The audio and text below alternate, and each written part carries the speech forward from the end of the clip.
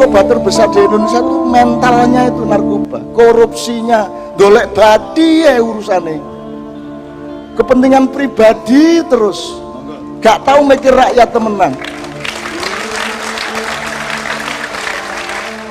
Munggah pangkat aja urusannya, ya tak? Jadi rakyat tidak pernah yang namanya manunggaling kawulan Gusti, tidak belajar kepada gundul pacul. Manunggaling kawulan Gusti dianggap kebatinan. Oh enggak, manunggaling kawulan Gusti itu adalah kalau sudah jadi wakil gubernur, kalau sudah jadi gubernur, kalau sudah jadi presiden, di dalam dirimu itu manunggal antara kawulan Gusti. Tuhan menyatu dengan rakyat di dalam dadamu. Kalau engkau menyakiti Tuhan, rakyatmu yang akan protes dan hancur. Kalau engkau menyakiti rakyat, Tuhan yang akan marah. Cita-citanya tadi kan memperlakukan Jawa Timur sebagai pancernya masa depan Indonesia. Apa namanya itu mata air, apa namanya itu sumber ekonomi utama Indonesia dan seterusnya lah. Pokoknya gini, ada beberapa poin. Pertama gini, kalau Anda membangun Jawa Timur dengan skala Jawa Timur, maka Anda akan tetap kerdil sampai kapanpun. Anda berpikirnya Jawa Timur harus berpikir Indonesia dan dunia. Anda harus mengerti bahwa medan perangnya itu globalisasi, dan Jawa Timur itu sebenarnya memiliki semua modal untuk menjadikan Republik Indonesia menjadi superpower masa datang. Janjane mustahil Indonesia punya masalah kemiskinan. Wong sugih koyok ngene, tanah air isine koyok Korea gak duwe apa-apa lho, sugih. Kok Indonesia wis 70 tahun kok masalah kemiskinan. Iku apa sebabnya? Apa saking gobloke sing mimpin ta ya apa? Ya. Tapi aja ngomong ngono ngene, menurut saya gini.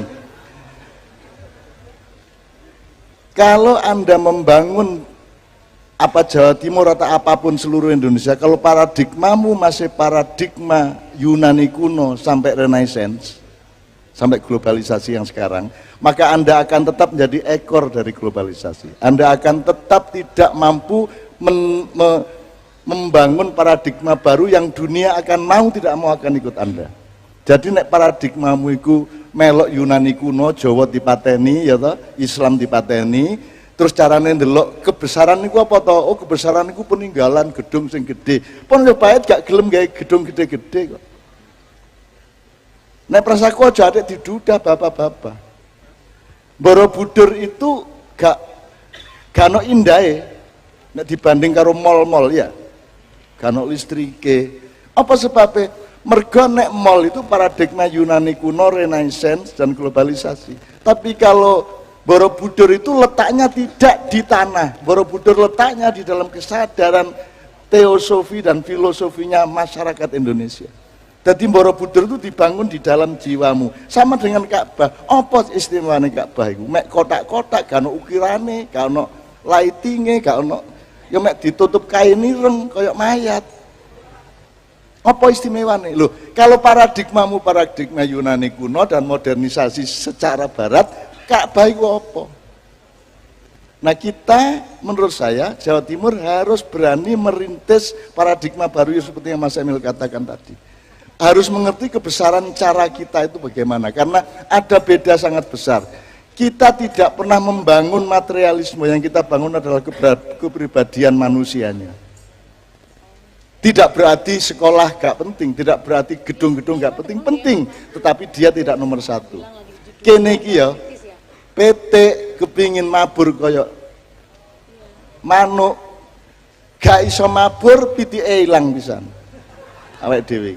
Karena kita paradigma burung, padahal kita ayam. Kita ini semut, tapi anak-anak sapi. Semut itu tidak terlawan oleh siapapun. Nek memberantas sapi sak donya iso dipateni, tapi nek semut gak iso kok pateni. Gak iso Indonesia dipateni sapa ae, mergo awakmu iku semut ireng, ojo anak-anak sapi. Arek-arek wis sinau to masyarakat semut, bagaimana mekanismenya, pemerintahannya bagaimana, pangannya bagaimana, pertahanan komunitasnya bagaimana, kan sudah belajar. Itu metabolisme dan organisme yang diciptakan Allah langsung. Bagaimana lebah, bagaimana semut. Itu surat di Al-Quran. Ini saya perpanjang, tapi intinya pokoknya Bu Khofifah sama Mas Emil menurut saya harus berani ngincipi paradigma baru dengan cara pandang ndelok Mojopahit secara barat. Kayak apa? Wong kono iku kate mateni kene biyen dielek-elek terus. Gitu loh.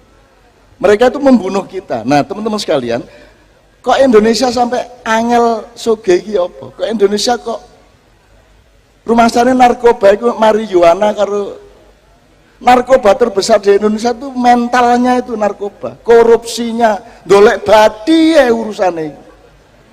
Kepentingan pribadi terus, gak tahu mikir rakyat temenan. Munggah pangkat urusannya, ya tak? Jadi rakyat tidak pernah yang namanya manunggaling kawulolan Gusti, tidak belajar kepada gundul pacul. Manunggaling kawulolan Gusti dianggap kebatinan. Oh enggak, manunggaling kawulolan Gusti itu adalah kalau sudah jadi wakil gubernur, kalau sudah jadi gubernur, kalau sudah jadi presiden, di dalam dirimu itu manunggal antara kawulolan Gusti. Tuhan menyatu dengan rakyat di dalam dadamu. Kalau engkau menyakiti Tuhan, rakyatmu yang akan protes dan hancur. Kalau engkau menyakiti rakyat, Tuhan yang akan marah. Maka setiap raja di Indonesia harus menyatukan rakyat dan Tuhan di dalam dirinya. Itulah pok atau pangkal manajemen dia di dalam membangun keadaan di tempatnya. Dia satu. Berikutnya,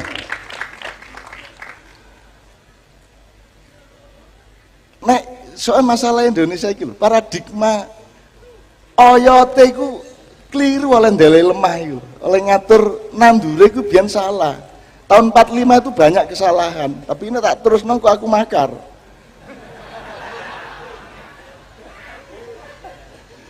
Lu sak embrek lho, aku bisa nduduin nang awakmu lho.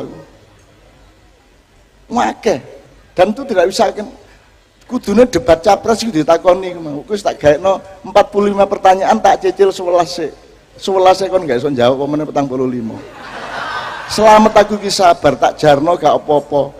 Krungu ya apa aku menengahi gak masalah tuh aku gak tahu berontak, gak kabeh tak tulungi kabeh. Gak ono sing gak tak tulungi. Gitu loh. Nah, ibarat wit-witan, woe bongkang-bongkenge bolak-balik. Presidennya gonta-ganti cek bongkeng, nggih ta mboten? Nggih. Apa sebabnya? Oh, duduk godhonge rek. Duduk kembange, duduk wite. Lemah karo oyote iku biyen gak cocok. Lemah karo winie iku biyen gak cocok. Iku nek ibarat wit. Nek ibarat wong krabi, akad nikahe biyen gak tepak iku. Akhirnya rumah tanggane congkrat terus.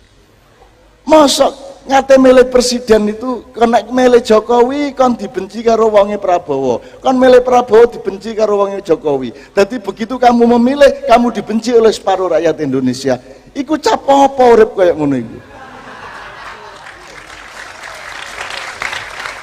Ya apa foto wedi. Tahiyat lho wedi ngene berarti Jokowi nek tahiyat iki. Paksa ngene paksa. Dan seterusnya.